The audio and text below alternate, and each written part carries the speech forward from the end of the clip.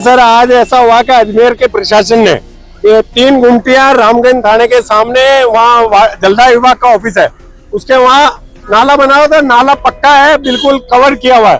उसके ऊपर ये 22 साल से बेचारे रोजगार कर रहे हैं। तीनों एक ही समुदाय के लोग हैं। एक का नाम है शकील भाई और एक का नाम है सलीम भाई और एक है पूरण जी। तो इन तीनों की गुमटियां हैं और तीनों ने वेंडिंग पेंटिंग डेंटिंग का काम करते हैं, बड़ा रोजगार कर रहे हैं। अब आप देख लिए हमारे प्रशासन ने उनको जाके न किसी प्रकार का टाइम दिया, न कोई नोटिस दिया और सीधा बुलडोजर ले जाके और उनको नेस्त नाबूद कर दिया। जबकि हमारे मुख्यमंत्री राजस्थान के भजन लाल शर्मा ये कह रहे हैं कि भाई मैं जो आपके सौर ऊर्जा है उसको बढ़ावा दे रहा हूँ। और इन तीनों गुमटियों में लाइट सौर ऊर्जा से आ रखी थी। तीनों बेचारे अपना कारोबार चला रहे थे, अपना परिवार पाल रहे थे। तो इस तरीके से उनको जाके बेरोजगार कर दिया गया। अब आप बताइए ये कहाँ जाके खाएंगे।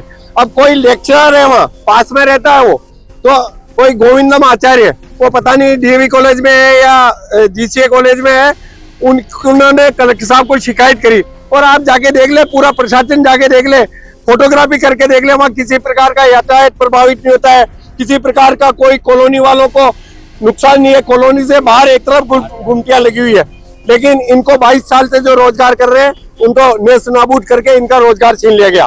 तो हम आज कलेक्टर साहब के माध्यम से एडीए को ये कहने आए कि आप इस तरह की कार्रवाई मत करिए और इनकी जो लीज बढ़ाने की कार्रवाई है भजन लाल जी के पास फाइल पड़ी है।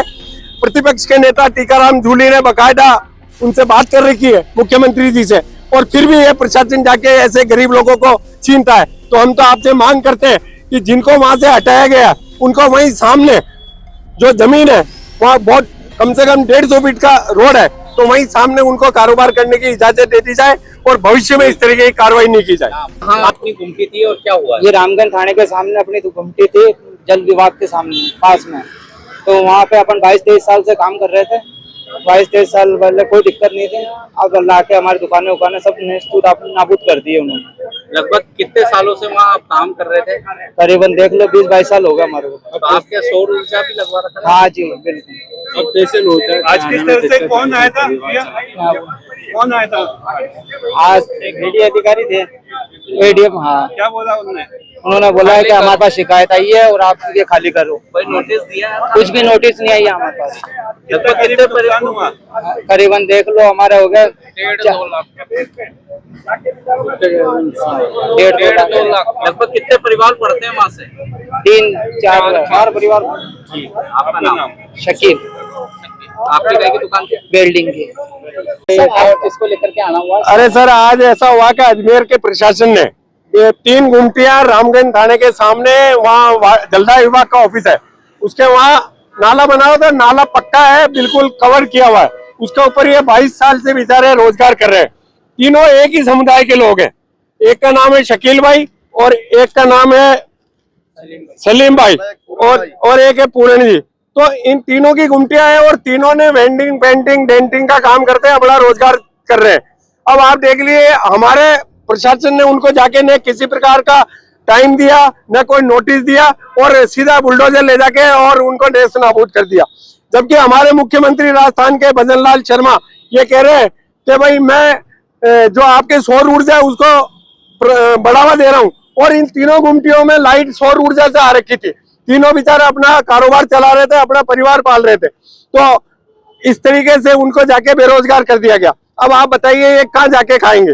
अब कोई लेक्चरर है वहाँ पास में रहता है, वो तो कोई गोविंदम आचार्य, वो पता नहीं डीएवी कॉलेज में है या जीसीए कॉलेज में है, उन्होंने कलेक्टर साहब को शिकायत करी।